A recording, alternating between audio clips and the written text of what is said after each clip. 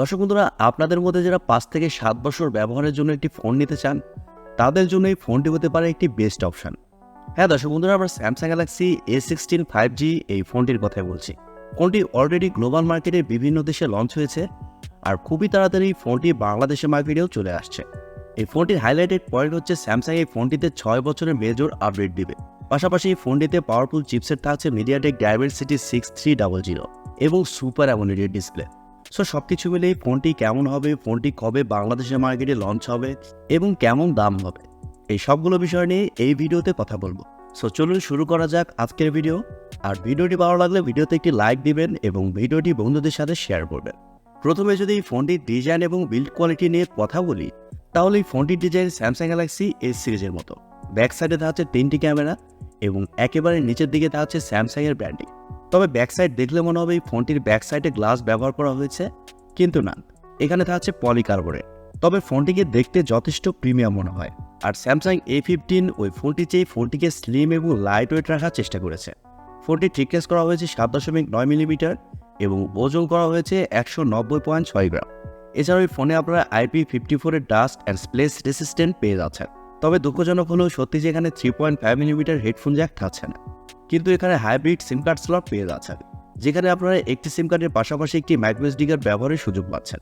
আর এছাড়াও থাকছে side mountain fingerprint sensor, যা যথেষ্ট ফাস্ট এবং অ্যাকুরেট। আর ফোনটি মার্কেটে কয়েকটি কালার ভেরিয়েন্টে পাওয়া যাবে, ব্ল্যাক, গ্রে, গোল্ড এবং গ্রিন। সো ওভারঅল সব কিছু মিলিয়ে ফোনটির ডিজাইন ল্যাঙ্গুয়েজ আপনাদের কাছে কেমন লেগেছে, কমেন্ট করে আপনাদের মূল্যবান মতামত অবশ্যই জানাবেন।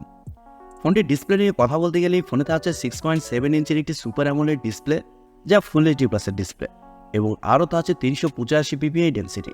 তবে এখানে 120 হার্টজের রিফ্রেশ রেট ব্যবহার করা হয়নি, এখানে থাকছে 90 হার্টজের রিফ্রেশ রেট এবং 800 নিটস ব্রাইটনেস। আর ডিসপ্লে চিন এবং বেজেল এরিয়াও কিন্তু গত বছরের স্যামসাং গ্যালাক্সি A15 এর চেয়ে একটু চিকন করা হয়েছে। তবে লোয়ার চেন আর একটু ন্যারো হইলে বেটার হতো। আর স্যামসাংয়ের সুপার অ্যামোলেড মানে তো বুঝতেই পারছেন, ডিসপ্লের কালার কোয়ালিটি যথেষ্ট ভালো হবে, আর ডে লাইট কন্ডিশনের ডিসপ্লেটা যথেষ্ট ব্রাইট হবে। ডিসপ্লে নিয়ে কমপ্লেনের সুযোগ নেই। তবে এখানে ইউ শেপের মাধ্যমে সেলফি ক্যামেরা প্রোভাইড করা হয়েছে, যা এই সময়ে এসে অবশ্যই বেমানান। এখানে অ্যাটলিস্ট ফাংশনের মাধ্যমে সেলফি ক্যামেরা প্রোভাইড করলে বেটার হতো। ফোনটির সফটওয়্যার এবং পারফরমেন্স নিয়ে কথা বলতে গেলে ফোনে থাকছে অ্যান্ড্রয়েড 14, যার ব্যাকএন্ডে থাকছে One UI 6.1। আর প্রথমে বলেছি স্যামসাং এই ফোনটিতে 6 বছরের মেজর আপডেট দিবে। আর ফোনটিতে চিপসেট হিসেবে থাকছে MediaTek Dimensity 6300 চিপসেট, যা একটি 5G চিপসেট। আর এই চিপসেটটি মূলত 6 ন্যানোমিটার আর্কিটেকচারে তৈরি করা এবং জিপিইউ হিসেবে থাকছে Mali G57 MC2। দর্শক বন্ধুরা, স্যামসাং এই ফোনটিকে গেমারদের জন্য টার্গেট করে নাই। আপনাদের মধ্যে যারা ডে টু ডে ইউজ করার জন্য ফোন নিতে চান এবং মাল্টিমিডিয়া কনজিউম করবেন, টুকটাক মাল্টিটাস্কিং করবেন, তাদের জন্য এই ফোনটি টার্গেট করা। তারপরও ক্যাজুয়াল গেম এই ফোনটিতে প্লে করতে পারবেন। পাবজি, ফ্রি ফায়ার মতো গেমগুলো এই ফোনটিতে ইজিলি প্লে করতে পারবেন। তবে হাই সেটিংসে খেলতে গেলে ল্যাগ বা ফ্রেম ড্রপ অবশ্যই ফিল করবেন।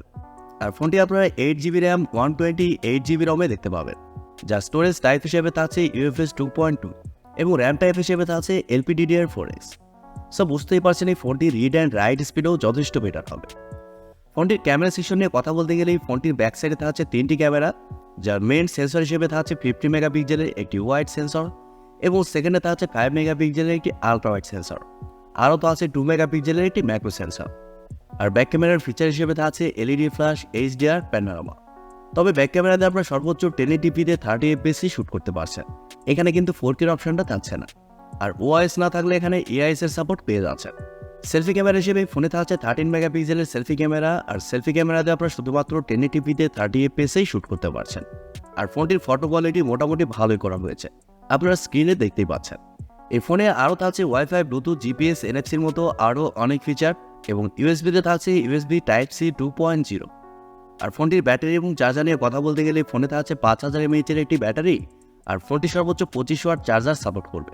তবে ফোনটির বক্সে কোনো ধরনের চার্জার পাচ্ছেন না, কিন্তু এই ফোনটিতে ব্যাটারি ব্যাকআপ যথেষ্ট ভালো পাওয়া যাবে। নর্মালি এই ফোনটি আপনাকে 1.5 দিনের উপরে ব্যাটারি ব্যাকআপ দিবে। এবারে কথা হচ্ছে বাংলাদেশের মার্কেটে এই ফোনটি কবে আসছে। দর্শক বন্ধুরা, এই ফোনটি গতকালই ইন্ডিয়ান মার্কেটে লঞ্চ হয়েছে, আর ধারণা করা হচ্ছে আগামী মাসের দিকে এই ফোনটি বাংলাদেশের মার্কেটে অফিসিয়ালি আসতে পারে। আর দেশের বাজারে অফিসিয়ালি ফোনটি আসলেই ফোনটির প্রাইস একটু বেশি হবে, 30,000 টাকার আশেপাশে। কিন্তু ইন্ডিয়ান মার্কেটে এই ফোনটি 19,000 রুপিতেই লঞ্চ হয়েছে। আর দেশের বাজারে এই ফোনটি আনঅফিসিয়ালি আপনারা কয়েকদিনের মধ্যেই দেখতে পাবেন। ধরে রাখুন 15 দিনের মধ্যে এই ফোনটি আপনারা আনঅফিসিয়ালি বাংলাদেশের মার্কেটে পেয়ে যাবেন। তবে দেশের বাজারে এই ফোনটির প্রাইস হতে পারে 25 থেকে 26,000 টাকা। আর এই ফোনটি লং টাইম ইউজ করার জন্য কিন্তু বেস্ট একটি অপশন হতে পারে, কারণ এই ফোনটিতে 6 বছরের মেজর আপডেট থাকছে। পাশাপাশি এই ফোনটি একটি 5G ফোন। সো আপনারা যারা লং টাইম ইউজ করার জন্য একটি ভালো ফোন নিতে চান এবং স্যামসাংয়ের ফোনই নিতে চান, তারা এই ফোনটির জন্য ওয়েট করতে পারেন। আশা করি ভিডিও আপনাদের কাছে ভালো লেগেছে এবং হেল্পফুল লেগেছে। সো সবাই অনেক অনেক ভালো থাকবেন, সুস্থ থাকবেন। খোদা হাফেজ।